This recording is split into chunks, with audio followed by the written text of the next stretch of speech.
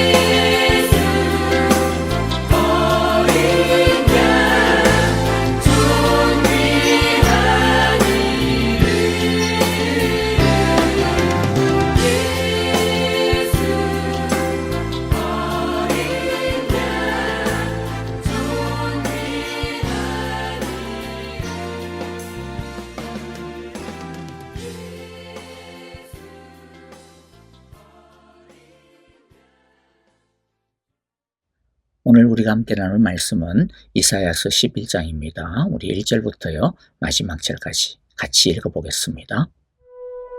이새의 줄기에서 한 싹이 나며 그 뿌리에서 한 가지가 나서 결실할 것이요 그의 위에 여호와의 영 곧 지혜와 총명의 영이요 모략과 재능의 영이요 지식과 여호와를 경외하는 영이 강림하시리니 그가 여호와를 경외함으로 즐거움을 삼을 것이며 그의 눈에 보이는 대로 심판하지 아니하며 그의 귀에 들리는 대로 판단하지 아니하며 공의로 가난한 자를 심판하며 정직으로 세상의 겸손한 자를 판단할 것이며 그의 입에 막대기로 세상을 치며 그의 입술의 기운으로 악인을 죽일 것이며 공의로 그의 허리띠를 삼으며 성실로 그의 몸에 띠를 삼으리라. 그때에 이리가 어린 양과 함께 살며 표범이 어린 염소와 함께 누우며 송아지와 어린 사자와 살진 짐승이 함께 있어 어린아이에게 끌리며 암소와 곰이 함께 먹으며 그것들의 새끼가 함께 엎드리며 사자가 소처럼 풀을 먹을 것이며 젖 먹는 아이가 독사의 구멍에서 장난하며 젖된 어린아이가 독사의 굴에 손을 넣을 것이라. 내 거룩한 산 모든 것에서 해됨도 없고 상함도 없을 것이니 이는 물이 바다를 덮음같이 여호와를 아는 지식이 세상에 충만할 것임이니라. 그날에 이새의 뿌리에서 한 싹이 나서 만민의 기치로 설 것이요 열방이 그에게로 돌아오리니 그가 거한 곳이 영화로우리라. 그날에 주께서 다시 그의 손을 펴사 그의 남은 백성을 아수르와 애굽과 바드로스와 구스와 엘람과 시날과 하맛과 바다 섬들에서 돌아오게 하실 것이라. 여호와께서 열방을 향하여 기치를 세우시고 이스라엘의 쫓긴 자들을 모시며 땅 사방에서 유다에 흩어진 자들을 모시리니 에브라임의 질투는 없어지고 유다를 괴롭게 하던 자들은 끊어지며 에브라임은 유다를 질투하지 아니하며 유다는 에브라임을 괴롭게 하지 아니할 것이요 그들이 서쪽으로 블레셋 사람들의 어깨에 날아앉고 함께 동방 백성을 노력하며 에돔과 모압의 손을 대며 암몬 자손을 자기에게 복종시키리라. 여호와께서 애굽 해만을 말리시고 그의 손을 유브라데 하수 위에 흔들어 뜨거운 바람을 일으켜 그 하수를 쳐 7갈래로 나누어 신을 신고 건너가게 하실 것이라. 그의 남아있는 백성 곧 아수르에서 남은 자들을 위하여 큰 길이 있게 하시되 이스라엘이 애굽 땅에서 나오던 날과 같게 하시리라. 하나님은 10장에서 유다에게 악한 나라들의 공격과 괴롭힘은 끝끝내 실패로 돌아가게 될 것임을 약속해 주셨습니다. 그들이 아무리 강하고 세다 하더라도 하나님이 그들의 계획을 인정하지 않으시고 망가뜨리실 것이기 때문이죠. 그렇기 때문에 적들을 두려워하지 말고 오직 하나님께로 돌아오라고 하나님을 붙들고 하나님께 부르짖어라 하십니다. 그런데 하나님의 소망은, 미래의 희망은 한 걸음 더 나아갑니다.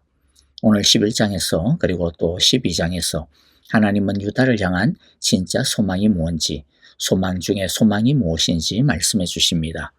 적들을 이기는 것, 즉 여러 가지 어려움이나 괴로움들이 해결이 되는 것이 소망의 끝이 아니라는 거죠. 이 진정한 소망을 소망으로 삼아야, 자신의 것으로 삼아야 진짜 흔들리지 않는 내일의 희망을 가질 수 있다는 겁니다. 그러므로 오늘 말씀을 통하여서 우리도 우리 눈앞에 보이는 소망을 넘어 우리 주님께서 주시는 진정한 소망을 우리 모두가 소유할 수 있게 되기를 바랍니다. 그것은 바로 하나님께서 나중에 보내주실 메시아입니다. 즉 예수 그리스도입니다. 이 예수님을 굳게 붙드는 우리 모두가 되기를 간절히 바랍니다. 자, 이제 1절부터 하나씩 살펴보도록 하겠습니다. 네, 미리 말씀을 드리지만은요, 오늘은 11장에서도 1절 한 말씀만 가지고 같이 은혜를 나누고자 합니다. 첫째, 하나님의 진정한 소망은 우리들의 깨어짐과 망함을 뚫고 피어납니다. 자, 1절을 다시 읽어보면요, 이 새의 줄기에서 한 싹이 나며 그 뿌리에서 한 가지가 자라서 열매를 맺는다. 굉장히 희망적인 메시지입니다. 그런데 하나하나 따져보면 예사롭지가 않습니다. 먼저 왜 이 새의 줄기에서 한 싹이 나고 그 뿌리에서 한 가지가 자란다고 하실까? 왜 이 새의 줄기라고 하실까라는 거죠. 이것은 분명히 다윗의 언약을 말씀하는 구절입니다. 하나님은 다윗과 언약을 맺었는데 다윗의 왕국을 영원하게 해주겠다. 다윗의 왕위가 계속 이어지게 하겠다. 영원할 것이다 라고 하는 약속이었죠. 그런데 하나님은 지금 보니까 이 다윗이라고 하는 직접적인 표현을 사용하지 않고 다윗을 뭘로 바꿉니까? 이 새의 줄기다. 그런 말로 바꾸어서 뭔가를 강조하시려고 합니다. 이 새는 어떤 인물입니까? 다윗의 아버지라는 것 이외에는 사실 알려진 것이 아무것도 없는 인물입니다. 그의 아들이 왕이 되어야 할 이유가 아무것도 없다는 거죠. 하나님은 다윗이라는 이름 대신에 이새라는 이름을 사용함으로써 다윗 왕국이 철저하게 하나님의 은혜로 시작이 되었음을 강조하고 있는 겁니다. 왕이 될 자격이 아무것도 없고 왕국을 이루어야 할 조건이 아무것도 없었는데도 불구하고 그냥 하나님이 이새의 아들을 선택하셔서 다윗의 나라라는 큰 나무를 이루게 하셨다는 겁니다. 그런데 이렇게 하나님의 큰 은혜로 시작되어진 이 다윗의 나라가 지금 어떻게 되었습니까? 줄기가 되었습니다.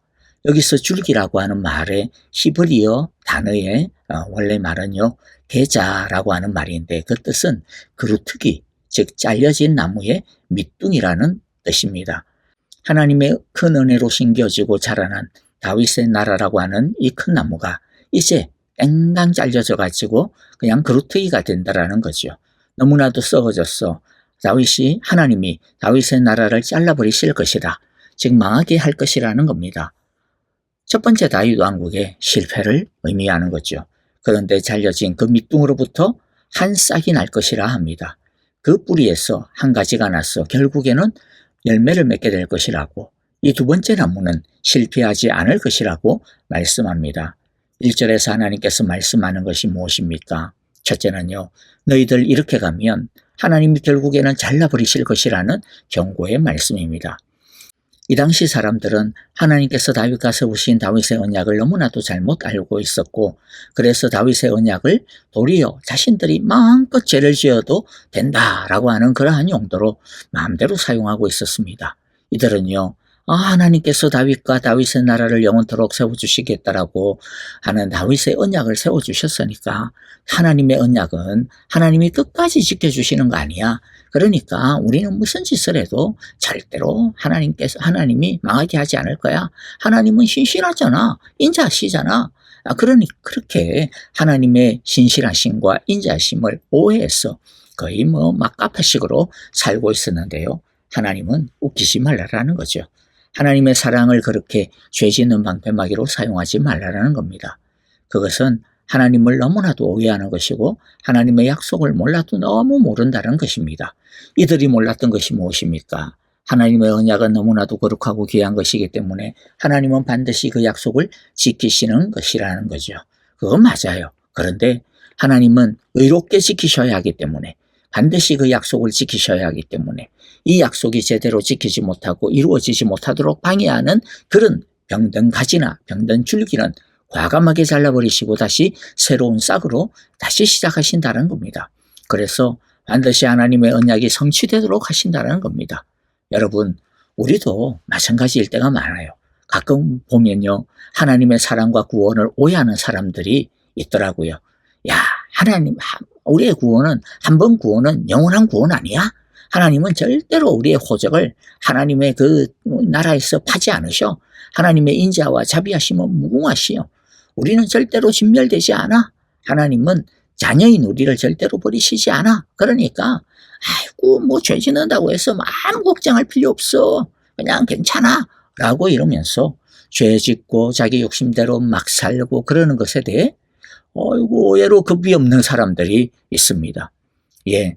제가 하나님이 아니니까 그 사람들이 어떻다 100%라고 하고는 못하겠지만은요. 그런데 그런 사람이라 하더라도 만일 하나님의 진짜 자녀라면 결국에는 구원을 받을 겁니다. 하지만 결국 구원을 얻는다고 해서 무슨 짓을 하든 하나님이 다 봐준다라는 뜻이 아니에요. 오히려 반대입니다.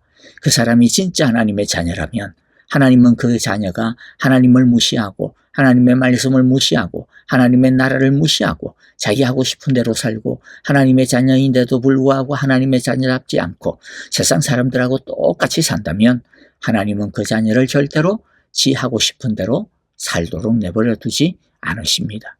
왜입니까? 하나님의 자녀는 하나님의 의로우심과 같이 의로워야 하기 때문이죠. 하나님의 선하심과 같이 선해야 하기 때문입니다. 예수님을 닮아야 하기 때문이죠. 예수님의 장성한 분량에 이르기까지 계속 자라가고 있어야 하기 때문입니다. 성령의 인격의 열매를 맺어야 하기 때문입니다. 그것이 죄인을 하나님의 자녀로 삼으신 하나님의 선하신 거룩하신 뜻이기 때문입니다. 그래서 하나님은 훈계하십니다. 회초리를 드십니다. 바르게 하기 위함입니다. 그것이 진짜 아버지가 할 일이기 때문입니다. 자녀가 잘못되는데도 가만히 내버려 두는 것은 아버지가 아닌 것이라고 하나님이 말씀하셨어요. 그리고 여러분, 그렇게 나중 구원을 받는다 칩시다. 나중에 구원을 받기는 받겠지만은요. 하지만 나중에 하나님 앞에 섰을 때, 구원받을 때 어떤 구원? 심히 부끄러워서 고개를 들 수 없는 그런 구원을 얻게 될 것입니다. 왜냐하면 나중에 하나님 앞에 서게 되면요. 지금 우리가 가지고 있는 하나님에 대한 지식과 하나님의 사랑하고는 달라지거든요. 그때는 완전해집니다. 한마디로 말해서 그때 하나님에 대해 철이 확 드는 겁니다. 우리도 철이 없을 때는 부모의 마음도 잘 모르고 부모님의 마음을 아프게 할 때도 많고, 그러면서도 지가 뭘 잘못하는지에 대해서 아무 생각도 없고 그저 그냥 지 섭섭한 것대로 그냥 부모님께 막 이렇게 짜증 다 내고 그저 순지 마음대로 살다가 나중에 철이 들면, 어느 날 철이 들면 어때요? 옛날 철없이 굴었던 그때가 그렇게 부끄럽고 그렇게 죄스럽고 부모님에 대해서 그렇게 마음이 아프고 그렇게 되지 않습니까? 이것처럼 우리가 이때까지 얼마나 뻘짓을 하며 살았는지, 얼마나 더러운 짓을 하며 살았는지, 그리고 그것이 얼마나 아버지 되시는 하나님의 마음을 아프게 하고 그 마음을 후벼 파는 것이었는지, 예수님의 십자가의 죽음을 얼마나 모욕하는 것이었는지 모르고 있다가 이제 하나님 앞에 서게 되면 그때 정신이 확 드는 거예요. 100% 철이 확 드는 겁니다. 그래서 그때는 어떻게 됩니까? 자신이 이때까지 얼마나 하나님에 대해서, 예수님에 대해서, 성령님에 대해 불효막심한 자녀였는지 너무나도 부끄러워하게 되고 쥐구멍이라도 들어가고 싶어지게 되고, 무엇보다도 하나님의 마음을 아프게 했다는 것에 대해 너무 가슴이 아프고 슬퍼하게 되는 것이죠. 성경은 그것을 우리가 나중에 구원을 얻어도 어떤 구원을 얻는다라고 말해요? 부끄러운 구원을 얻게 될 거라고 그렇게 표현을 합니다. 여러분, 부끄러운 구원이라고 해가지고 불완전한 구원이다, 그런 뜻이 아닙니다. 부끄러운 구원도요, 완전한 구원입니다. 하나님은 그런 불효막심한 자녀에게조차도 완전한 구원을 주십니다. 하나님의 품에, 하나님의 나라로 완전히 받아주십니다. 그러나 너무 뒤늦게 철이 들은 가슴 아픈 후회가 저밀어 오르는 너무너무 미안하고 죄스러운 구원을 얻게 되는 거죠. 그러므로 하나님의 흔들리지 아니하는 구원의 사랑, 어떤 것도 빼앗을 수 없는 그 견고한 영원한 구원의 약속을 절대로 잘못 사용하면 안 됩니다. 지금 유다 사람들처럼 과감하게 그냥 죄 짓는 용도로 사용하면 안 됩니다. 그 영원한 붙들어 주심의 약속은 어떤 용도입니까? 그것은요, 우리가 비록 지금 이 땅에서 영적인 싸움을 살다가 보면 그 싸움에서 실패하기도 하고 질 때도 있죠. 그런다 할지라도 두려워하지 말라라는 겁니다. 너희를 향한 나의 사랑은 완전하고 영원하다라는 것이죠. 하나님의 말씀을 붙들고 열심히 살아보려고 하는데 여러 가지 이런저런 이유로 인해 가지고 힘들기도 하죠. 낙오하기도 하죠. 그때 걱정하지 말라라는 것이죠. 아이고, 내가 하나님께서 나를 갖다 버리시면 어떡하나, 나를 찍어버리시면 어떡하나, 걱정하지 말라라는 것입니다. 하나님께서 내가 너를 영원토록 붙잡아 주신다라는 거죠. 너의 구원을 영원토록 온전케 하겠다라는 거죠. 그러니까 하나님의 영원한 약속은, 이 언약에 충성하려고 애쓰고 있는, 싸우고 있는 사람들을 위해 주시는 하늘의 위로인 것입니다. 자, 그러므로 이제 말씀을 조금 앞부분 내용을 좀 정리해 볼까요? 하나님은요, 우리도 아름다운 열매를 맺게 하기 위해서는 병든 가지를 잘라버리신다라는 것을 알라라는 것입니다. 자, 이것이 하나님께서 왜 다윗의 나라라고 하는 표현 대신에 이새의 줄기라고 하는 표현으로 바꾸어 사용하시는지에 대해서, 이새의 줄기라고 하는 그 표현에 담겨져 있는 말씀의 첫 번째 메시지입니다. 뭐라고요? 하나님은 썩은 줄기를 잘라버리신다. 그러므로 다시 다윗의 나라를 회복하라. 잘리기 전에 다시 돌아오라는 말씀이죠. 자, 그런데 두 번째 더 본질적인 의미가 있습니다. 그것은 그 잘려진 밑둥에서, 그 그루터기에서, 그 뿌리에서 하나님은 반드시 한 싹이 나게 하고 그것이 줄기가 되게 하고 또 그것으로 인해 열매를 맺게 하시겠다라는 것입니다. 이것이 하나님의 약속이고 사랑입니다. 첫 번째 다윗의 나라 유다는 실패했습니다. 그들은 썩었고 결국에는 하나님에 의해 그 줄기가 잘려져야 했습니다. 패망하고 말았습니다. 그런데 하나님의 약속은, 하나님의 사랑은 잘려지지 않았습니다. 하나님의 사랑의 뿌리는 계속 남아 있습니다. 그리고 그 사랑의 뿌리로부터 새로운 나무가, 새로운 다윗의 왕국이, 메시아의 나라가, 주님의 나라가 올라오게 하십니다. 언제 하나님의 나라가 시작이 됩니까? 잘려져야 합니다. 죄가 잘려져야 합니다. 우리들의 수치가 잘려져야 합니다. 그것은 가만히 내버려두고서는 하나님의 소망이 시작될 수가 없습니다.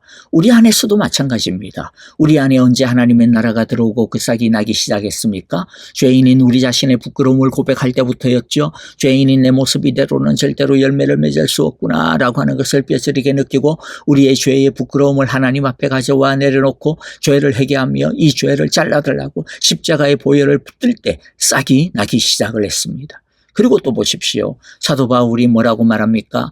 언제 하나님의 능력이 있다라고 하죠? 고린도후서 12장 10절에 보니까 내가 약할 그때에 오히려 내가 강합니다.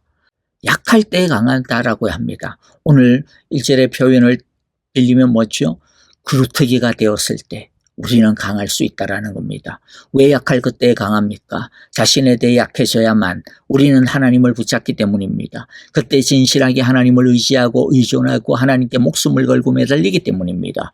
그러므로 혹여라도 나는 지금 다윗의 나라가 아니라 이새의 줄기같이 되어버렸구나. 하나님 앞에서 나는 너무나도 부끄러운 모습이 되었구나. 나는 잘려버렸구나. 그루터기와 같구나. 라고 하는 모습이 있다 하더라도 낙심하지 말기를 바랍니다. 오히려 그때 얼마든지 강해질 수가 있습니다. 그때 스스로 주저앉지 아니하고 오히려 하나님의 사랑의 신실하심을 붙들고 하나님께 엎드리면, 하나님께로 돌아와 하나님을 붙들면 하나님은 설령 우리가 잘려진 그루터기와 같다 할지라도 얼마든지 우리의 그 그루터기를 통해서 새싹이 자라나게 하시며 튼튼한 줄기가 되게 하시며 우리의 예상을 뛰어넘는 열매를 맺게 해 주실 것입니다. 말씀을 마무리합니다.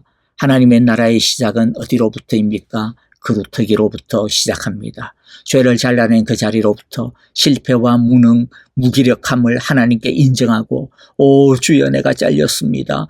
쓰러졌습니다. 이 무너진 나의 그루터기에서 나를 새롭게 하소서. 주의 구원을 새로 시작하여 주소서. 은혜의 싹을 틔워주소서라고 하나님 앞에 부르짖는 그 그루터기에서 하나님 나라의 새 생명이 복음의 회복이 시작이 됩니다.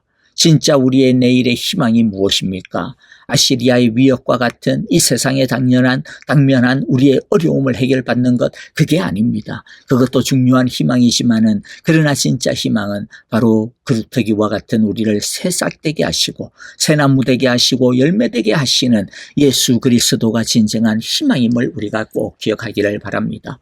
따라서 여러분, 우리는 이미 이 희망을 가진 사람들 아닙니까? 왜냐하면 우리는 이미 예수님을 소유한 자들이고 예수님 안에 있는 자들이고 예수님 속에서 새싹이 자라가고 있는 자들이기 때문이죠.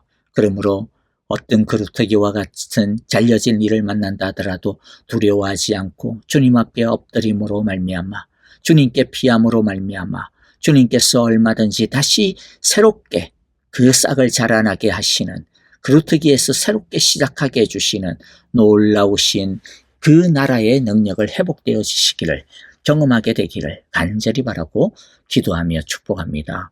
아멘. 자, 오늘 우리에게 주신 말씀들 마음 가운데 새기면서 우리 함께 기도하며 찬양하도록 하겠습니다. 여러분들 교회를 위하여 형제자매들을 위하여 아프신 성도님들을 위하여서 기도해 주시기를 바랍니다. 선교사님들을 위하여서도 우리 함께 기도합니다. 주여 그루터기와 같은 이 세상 주의 뜻이 주의 나라가 이루어지게 하소서. 함께 찬양하며 기도하겠습니다.